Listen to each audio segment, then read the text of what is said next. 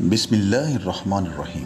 अस्सलाम वालेकुम नाज़रीन मोहतरम, हम मुश्किल दौर से गुज़र रहे हैं। पाकिस्तान ऐसा नहीं था। ये बात हमारे सिपहसालार जनाब कमर जवेद बाजवा साहब कह रहे हैं। सिपहसालार ने माजी को कुछ इस तरह से याद किया कि कुछ वक्त के लिए तो ऐसा लगा कि वो पाकिस्तान की बात कर ही नहीं रहे।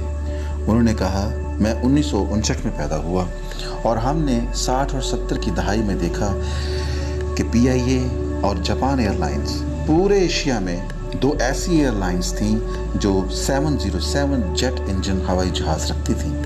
उस वक़्त भारत, ताइवान और सिंगापुर डकोटा हवाई जहाज़ ही उड़ा रहे थे। 1964 में हमारे यहाँ लाहौर से साहिवाल तक बरकी ट्रेन चल रही थी।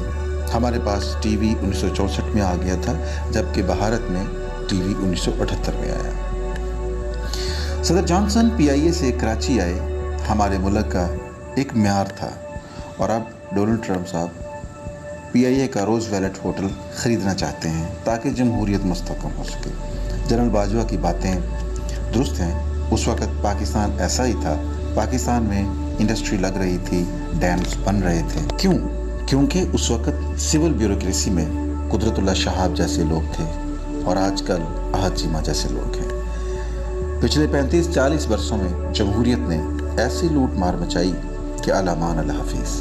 और अब ये आलम है कि हम सब इदारों के फ़ाल होने के बावजूद के इलेक्ट्रिक के रहम करम पर पड़े हैं।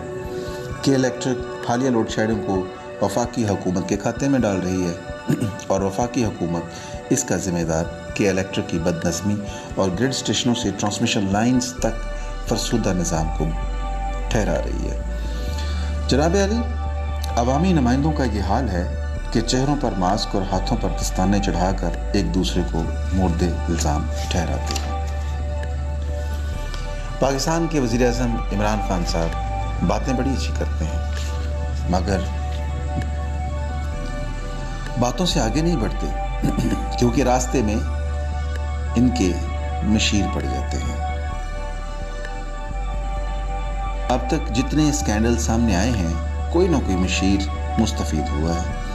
बैरूनी सरमायाकारी का मामला हो तो कोई ना कोई मशीर कमीशन मांग लेता है। वज़ीर-ए-आज़म को अपने मशीरों से जान छुड़ानी चाहिए, नहीं तो गरीब का नवाला छीनने लगे तो माशरे अफरा तफरी और बेयकीनी की दलदल में धंसना शुरू हो जाते हैं।